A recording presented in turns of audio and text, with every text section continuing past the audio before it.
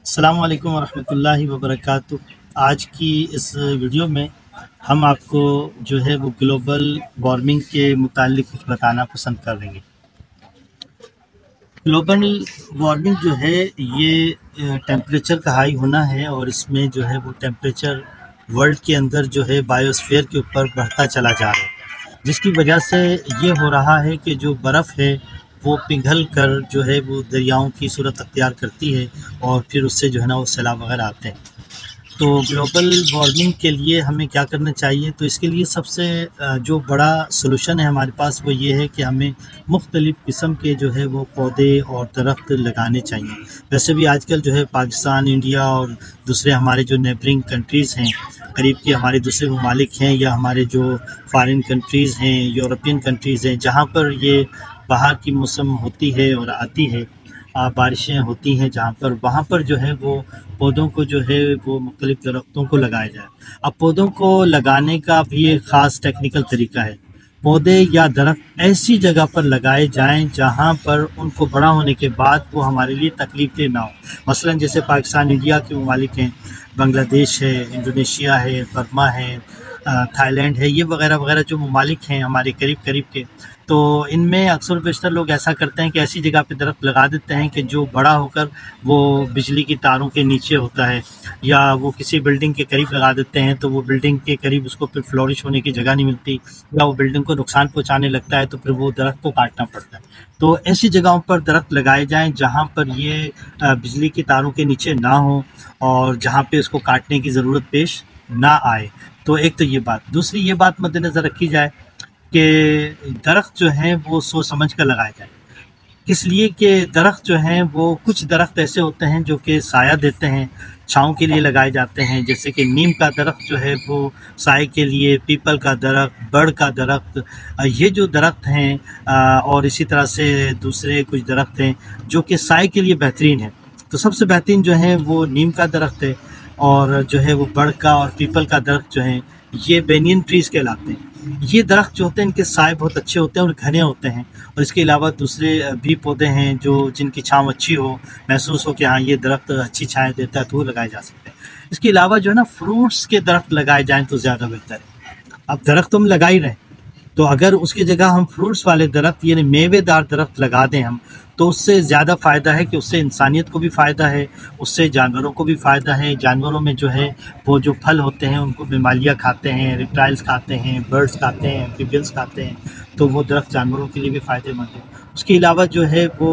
Insect जो है ना वो भी खाते हैं, कोयल्स खाती हैं, क्रो जो हैं कबेगू खाते हैं, बुलबुलें खाती हैं, तो बहुत सारे जो है परिंदों को भी इससे फ़ायदा होता है। तो परिंदे जो हैं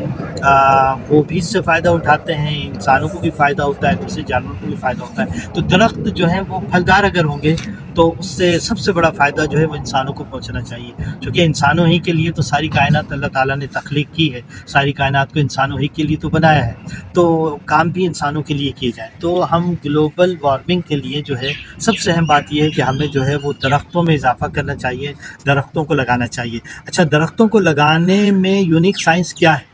हम क्यों कह रहे हैं कि दरख्त लगाने चाहिए और इससे ग्लोबल वार्मिंग में कमी हो सकती है? तो उसकी जो यूनिक साइंस है वो ये है कि जब हम दरख्त लगाते हैं तो दरख्तों के पत्तों के नीचे की साइड पे स्टोमेटास होते हैं, स्टोमेटा सुराख होते हैं जिनके ज़रिए से वो पानी को ट्रांसफर करते हैं।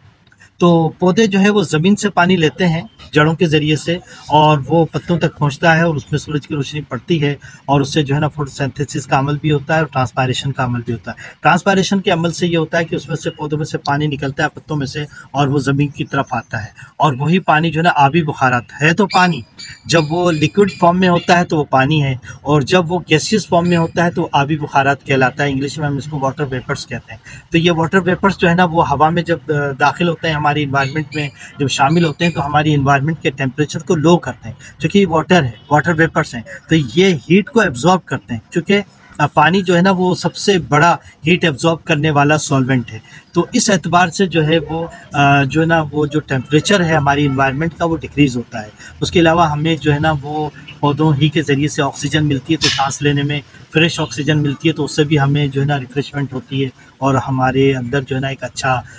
यानी अच्छा फील होता है हमारी बॉडी के अंदर। तो इस एतबार से जो है ना वो पौधों से हमें ऑक्सीजन भी मिल रही है, वाटर वेपर्स भी मिल रहे हैं, जिसकी वजह से जो है ना वो टेम्परेचर जो है ना वो डिक्रीज़ होता है। जब टेम्परेचर डिक्रीज़ होगा तो अल्टीमेटली जो है वो जो वार्म क्लाइमेट है वो कोल्ड क्लाइमेट में तब्दील होगी, यानी टेम्परेचर लो होने के बायस। तो पौधे लगाने में जो यूनिक साइंस है वो ये वाली है कि हम पौधे लगाएं, और पौधे लगाने से अभी भी आप देखें कि इस वक्त जो मौसम आपको फील हो रहा है, ये अभी बारिशें हुई नहीं है, लेकिन आप ये देखिए कि अभी बादल छाए हुए हैं और जो है वो बादल मौजूद हैं, और जिसकी वजह से सूरज अभी छुपा हुआ है। अभी हीट नहीं है, इतनी ज़्यादा गर्मी नहीं है। जिसकी उसकी वजह क्या है कि ये पौधे ज़्यादा हैं और बादलों की वजह से जो है ना साया हो गया है, जिसकी वजह से जो सूरज की शुआएं हैं वो डायरेक्ट हम तक नहीं पहुंच रही हैं ज़मीन पर, जिसकी वजह से हीट जो है ना वो ज़मीन पर नहीं आ रही है, जिसकी वजह से इस वक्त मौसम इस वक्त ठंडा है और ये बारिशों का मौसम बन जाता है। तो जब बारिशें होती हैं तो उससे पानी बहुत ज़्यादा बरसता है, और वो पानी जो है पौधों को मिलता है, प्लांट्स को मिलता है, ट्रीज़ को मिलता है। ट्रीज़ जो है ना वो फिर ज़्यादा फ्लोरिश करते हैं,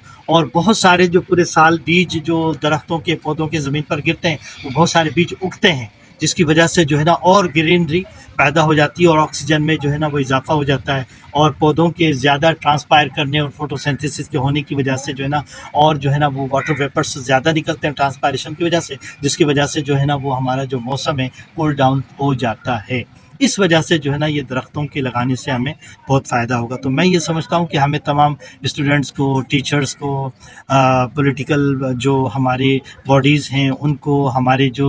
फ़िलासफ़र्स हैं उनको, हमारे जो लीडर्स हैं उनको, हमारे तमाम यानी लोगों को ये सोचना चाहिए कि ग्लोबल वार्मिंग के लिए अभी बारिश का मौसम शुरू होने वाला है, तो बारिश के मौसम के अंदर ही पौधे लगाए जाते हैं। तो अब जब बारिशें होने वाली हैं तो अब जो है ना वो उनमें हम मुख्तलिफ़ जगहों पर प्लांट्स लगाएं, चूँकि फ़ॉरेस्ट का होना ज़रूरी है, जंगलात का होना ज़रूरी है, लेकिन यहाँ शहरों में तो जंगलात नहीं हो सकते, लेकिन हम पौधों में इजाफा कर सकते हैं। इसके अलावा सी साइड पे जो है ना मैंग्रोव्स को मज़ीद लगाया जा सकता है, अपने अपने डिपार्टमेंट्स के अंदर जो है ना बहुत सारे ट्रीज़ लगाए जा सकते हैं। तो इस तरह से जो है ना वो जो हमारे ऐसे एरियाज़ हैं जहाँ पे आम पब्लिक नहीं है, तो वहाँ गवर्नमेंट को चाहिए कि वहाँ पे प्लांटेशन करवाए, कम से कम कुछ दरख्त वहाँ पे किसी भी किस्म के लगवा दें, जिसकी वजह से जो है ना वो वहाँ पे ग्रीनरी हो जाए, वहाँ पे जो है ना वो परिंदों को और दूसरे एनिमल्स को यानी रेप्टाइल्स को, मैमल्स को फ़ायदा हो जाए। तो दरख्त लगेंगे तो ज़ाहिर सी बात है बारिश होगी तो उससे वो फ्लोरिश करेंगे, और मुख्तलिफ जो है ना वो इकोसिस्टम हमारा जो है वो ग्रो करेगा, उसके अंदर जो एनिमल्स हैं वो ग्रो करेंगे, यानी लाइफ ग्रो करेगी। तो इस एतबार से जो है ना वो हमें सोचना चाहिए। अब यहाँ कराची में ख़ास तौर पे पाकिस्तान के मुख्तलिफ़ एरियाज़ में और इस्लामाबाद में कोनोकार्पस के ट्रीज़ लगाए गए हैं। तो ये कोनोकार्पस जो है ना इसमें कोई फल फ्रूट तो है नहीं, बस ये ऑक्सीजन देता है और साया देता है, और अगर इसको पानी ना मिले तो ये सूख जाते हैं, और ये जो है वो फ्लोरिश भी करते हैं, लेकिन इतने ज़्यादा लगा दिए गए हैं कि हमारे लिए फिर मुसीबत का बायस बन रहे हैं और उनको काटना पड़ रहा है। सड़कों के किनारे भी लगाए गए हैं, तो इसके अंदर से जो इनके जो इन्फ्लोरेसेंस झड़ता है, जो इसके अंदर से बीज झड़ता है वो फिर हवा में उड़ रहा होता है, और उसके जो स्पोर्स हैं वो हवा में उड़ रहे होते हैं। तो इस्लामाबाद में से तो ये दरख्त कटवा दिए गए, मुझे पता चला है। तो अब ये कराची में बेतहाशा मौजूद है। तो मैं आपको मशवरा दूंगा, मेरे जितने सुनने वाले हैं और जो इस वीडियो को देख रहे हैं, जिनके हाथों में ये कंट्रोल है और जो पावर रखते हैं, जो अथॉरिटी रखते हैं कि वो दरख्त लगवा सकते हैं या वो ये मशवरे दे सकते हैं, वो किसी मीटिंग के अंदर इस बात को बयान कर सकते हैं कि भाई हमें फलदार दरख्त जो है ना वो लगाए जाएँ। तो इससे ये होगा कि आम जो पब्लिक है उनको फ्रूट्स भी फ्री में खाने को मिलेंगे, और जो है ना साथ में हमें ऑक्सीजन भी मिलेगी, साया भी मिलेगा, और जो है ना वो हमारी जो नीड है बारिशों के होने की, चूँकि पौधों के ज़्यादा होने से, दरख्तों के ज़्यादा होने से ट्रांसपायरेशन ज़्यादा होगा, आबी बुखारात ज़्यादा पैदा होंगे, और ये आबी बुखारात ऊपर जाकर जो है वो जब ऊपर उठते हैं तो फिर ये जो है वो लिक्विफाई हो जाते हैं। लिक्विफाई होने के बाद वहाँ पे पानी बनता है, और पानी बनने के बाद फिर वो बारिश होती है। तो ये एक बाकायदा इकोसिस्टम है और बाकायदा एक जो है ना वो रेनिंग का सिस्टम है। तो आर्टिफिशियल रनिंग से काम नहीं चलेगा। अल्लाह ताला ने जो निज़ाम पैदा कर रखा है उसी से हमारा काम चलेगा, वही हमारे लिए बेहतर है। आर्टिफिशियल चीज़ें हमें वक्ती तौर पे फ़ायदा पहुंचा सकती हैं, लेकिन उसके साइड इफ़ेक्ट्स भी होते हैं। तो इसलिए जो है ना ज़्यादा बेहतर ये है कि जो अल्लाह ताला ने जो चीज़ तख्लीक की है, जो सिस्टम अल्लाह ताला ने हमें दिया है, उस सिस्टम को हम खुद भी अडॉप्ट करें और सिस्टम को पॉजिटिवली प्रोसीड करने दें, आगे बढ़ने दें, और इस सिस्टम को डिस्टर्ब ना करें। चूँकि ह्यूमन डिस्टर्बेंस की वजह से हमारे बहुत सारे इकोसिस्टम जो है ना बिगड़ गए हैं, और ख़राब हो गए हैं। अब कहीं पे पानी नहीं मिलता है, जिसकी वजह से हमारे एम्फीबियंस में बहुत कमी हो रही है, और इसी तरह से जो है ना वो रेप्टाइल जो है ना बहुत कम हो गए हैं। तो अगर कहीं पे पानी मौजूद होगा तो वहाँ पे रेप्टाइल्स और बर्ड्स और एम्फीबियंस वहाँ पे फ्लोरिश करेंगे और उनके अंदर इजाफा होगा, पॉपुलेशन ग्रो करेगी उनकी, तो हमें वो चीज़ें देखने को मिलेंगी।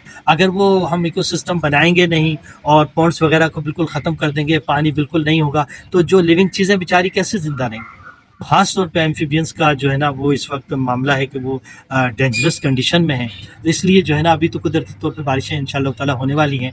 तो इसमें फिर जो है ना वो मच्छरों की भी तादाद बढ़ जाएगी, मक्खियों की भी तादाद बढ़ जाएगी, वो एक अलग मसला है। तो वो एक अलग सिस्टम है और वो फिर मेडिकल साइंस और मेडिकल एंटोमोलॉजी में जाके उसको सॉल्व किया जाएगा। लेकिन अभी फ़िल वक्त जो है ना वो अल्लाह तबारक व तआला से हम ये दुआ करते हैं कि अल्लाह तबारक व तआला हमें रहमत और बरकत वाली बारिश अता फ़रमाए, जिसकी वजह से हमारे लोगों को फ़ायदा हासिल हो। और ग्लोबल वार्मिंग को कम करने के लिए दरख्तों में इजाफा करें, ये सबसे बेहतरीन हल है। कम से कम सदका जारिया बनेगा आपके लिए। आप जो दरख्त लगाएंगे 5-10 सालों के बाद आपकी औलाद और आपके पोते और नवासे और नवासियाँ और पोतियाँ जो है ना वो इसके फल खाएंगी। और कुछ नहीं तो कम से कम इस नीयत से लगाएं कि इंसानों को,